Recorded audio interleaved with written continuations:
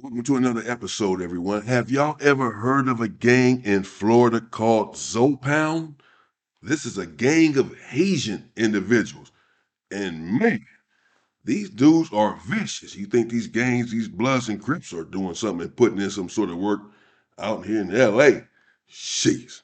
Let's get into This is The Killer Chronicles. it. Pull out Killer Chronicles. Our story today begins with a man named George Cadle, who spent the day of September 2nd, 2007, traveling with his family from their home in the unincorporated West Florida community of Lehigh Acres to Miami and back, when he experienced something that will likely stay with him forever. When he was nearing his home, he noticed a silver 2002 Hyundai Elantra parked in some bushes, and it piqued his curiosity. But as he drove closer, he noticed there was a human arm hanging out of the vehicle. Cadle called 911, and the responding Lee County Sheriff's deputies made a grisly discovery. Inside the vehicle were the bodies of three men: 55-year-old Willard Reed Graham, 44-year-old Scott Heifel, and 35-year-old Robert Barkley. They had each been shot once in the head, indicating that these were calculated, execution-style murders that appeared to have been carefully plotted, except for one thing. The area was doused in gasoline, but never set on fire. By the time the investigation was over, police identified 4 suspects. But one man was left to take most of the blame. His name was Wesnell Isaac, and he was a known enforcer for a Haitian-American gang called Zoe Pound, an organization that quickly rose to prominence throughout Florida in the 1990s. The gang was known for its ruthlessness, and the murders of Graham, Heifel, and Barkley had all of the makings of a typical Zoe Pound execution. In fact, this was only the latest multi-victim homicide tied to the gang. Government witnesses, including a retired sheriff turned crack addict, would later tell police that the motive was a dispute between rival drug crews that led to a crack dealer named Lubert Jules being robbed. In turn, Jules, Isaac, and 2 other men kidnapped Graham, Heifel, and Barkley in the Hyundai, beat them with a revolver in an attempt to glean information about the robbers, then shot and killed one by one when they were unable to provide it. Isaac would flee to Haiti within days of the murders, and he quickly became one of the most wanted men in the United States. It would take 7 years before he was arrested, and another 2 after that before he was brought to trial, convicted, and eventually sentenced to life.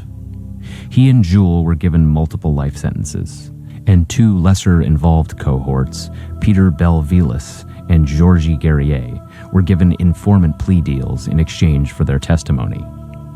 Belvilas filled in the final piece of the puzzle, telling authorities that it was only after dousing everything in gasoline that the group realized no one had a lighter to set the Hyundai and the bodies on fire.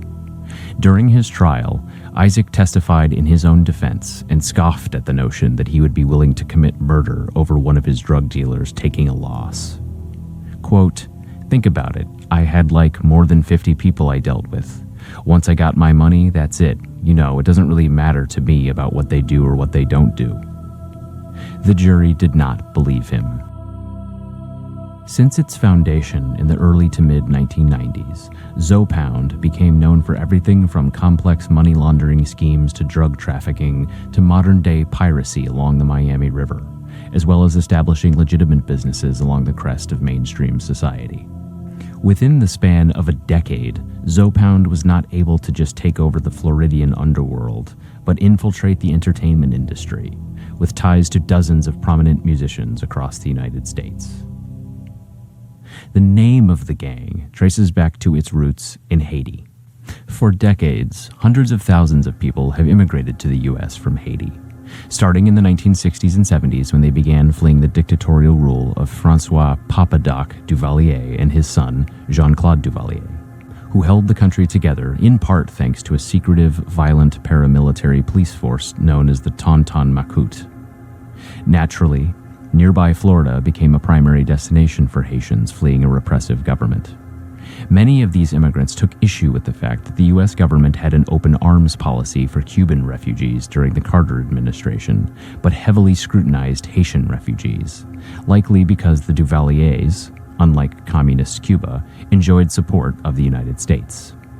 At any rate, the U.S. Census estimates that roughly 1.1 million Haitian Americans reside in the U.S., including roughly 200,000 in Florida. As has happened since the early 20th century, with the formation of Italian and Irish gangs in New York City, a tiny percentage of these immigrants and their descendants went on to form gangs like Zoe Pound. The word Zoe is translated to a bone in Haitian Creole, and the general sentiment behind the name is that bones are hard to break, just like the Haitian people. Jermaine Atkins, author of Zoe Pound Mafia, wrote that one of the founders was listening to a song by the Dog Pound playing on the radio and impulsively declared, "Fuck the Dog Pound, it's all about the Zoe Pound," or the words to that effect.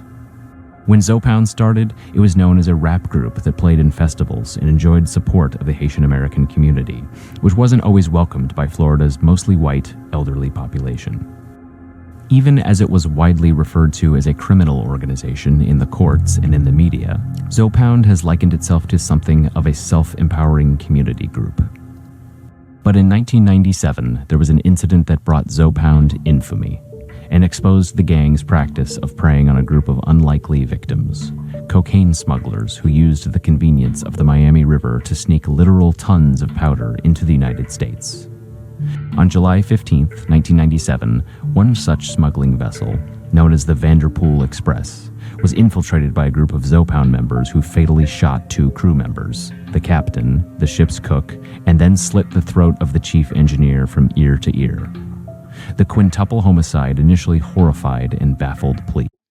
I'm not saying that these individuals are more violent and vicious than any other individual or any other gang that uses different violent tactics to, get their point across, but they seem a bit more organized, structured, and a bit more violent in this, with the kidnappings, shooting, and then beating these individuals, and then shooting them in the back of the head one by one. This is not some typical drive-by and you just let your gun go. This is a situation, this was planned out and plotted, organized, kidnapped them, knew where they were going to be at, kidnapped them, took them somewhere to some deserted area, and did what they did. And here they slitting throats and all of this. This is a bit more structured and organized than just regular gang play. These man, ooh, you have to be careful, boy. The Vanderpool Express's owners, meanwhile, simply renamed the ship and kept right on with their illicit side business. 5 months later, they were arrested and charged with cocaine distribution, and it finally dawned on the public what had been going on. It turned out that Zoe Pound had been turning to piracy, and it returned to one of Florida's oldest and most infamous professions. There is perhaps nowhere else in the continental United States where legends of outlaw pirates and buried pirate treasure live on, and the Sunshine State's history of smuggling is just as storied. Zoe Pound had developed a system where members would receive information about incoming shipments of drugs, then be ready to board the boats and make off with large cocaine shipments as they were readying to dock. This had gone off without a hitch for years, as cocaine importers are unlikely to turn to authorities for help after a ripoff. But the murders aboard the Vanderpool Express brought the practice out into the open. While specific details about Zoe Pound's foundation and early membership are clouded by rumors and secrecy, one of its most prominent early leaders is a man named Ali Adam, who went by Chip and Zoe, among other nicknames, and became famous for his penchant for success in extremely trying circumstances. The book, Zoe Pound Mafia, details Adam and other Zoe Pound members' associations with famous figures in hip-hop, including Wyclef Jean, Jim Jones, Haitian Jack, Jimmy Henchman, Cash Money Records, as well as an alleged incident where Zoe Pound members extorted Lil Flip over a concert payment dispute involving $22,000. In the 2000s, Adam was indicted on charges that he ran a cocaine empire that operated across the United States. And though he was formally charged with distributing at least 3 tons of cocaine, the actual number is believed to be much higher. FBI documents that were unsealed but partially redacted describe Adam as the, quote, leader of a violent Haitian drug organization based out of Carroll City, and allege the organization is, quote, responsible for the distribution of over 3,000 kilograms of cocaine and numerous homicides. You know how many kilos they're responsible for distributing? These people, sometimes they just be making up stuff, but again, organized and structured and moving like a well-oiled machine, this gang out here in Florida. It seems, apparently, if you get in their way and cross them, you'll end up with one in the back of your head. It's just that simple. I heard of these dudes, though. In South Florida, Atlanta, and Los Angeles. It goes on to say that in the early 2000s, the group, known as The Block, developed a business relationship with the music promoter in Los Angeles named Anthony Acosta Rodriguez, who agreed to traffic cocaine with The Block. The relationship ended abruptly when Acosta Rodriguez was shot execution style in the early morning of February 5th, 2005, in West Hollywood. The documents offer no insight as to who might be behind Acosta Rodriguez's killing. As a result of the indictment, Adam was sentenced to 18 years in federal prison, but is scheduled to be released in November 2023. The prosecution of Adam is one of the many state and federal law enforcement operations that have targeted Zoe Pound over the years, with limited success. But state officials in Florida have explicitly stated that they want to make examples out of any Zoe Pound member whom they are able to prove committed crimes. In 2013, after an alleged Zoe Pound leader was convicted of a single racketeering offense in St. Lucie County Court, prosecutors successfully pushed for a 25-year prison sentence. While the defendant, David Poole, maintained that he was being railroaded based on the fact that he had hung out with certain people, the judge called Zoe Pound a, quote, terror to this community. While the prosecutor, Jeff Hendricks, said he had hoped the sentence would send a message to youngsters who might join a gang in the future. Quote, if there's a 16-year-old out there right now considering starting in a gang, maybe a gang that's called Zoe Pound, that 16-year-old needs to know that this is what can happen. Tell me about it. There you go. Let me know what y'all think in the comments, man. Zoe Pound. Haitian Americans there in Florida. Putting bullets in the back of people's heads that cross them or play with them, apparently. And, you know, this, I could be wrong, but I don't see a bunch of youngsters out there, a bunch of 12-year-olds and 11-year-olds out there running around as members, even though they have this overseas, you know.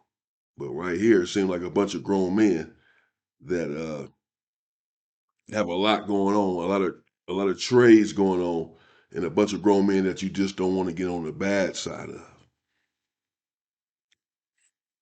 Clearly,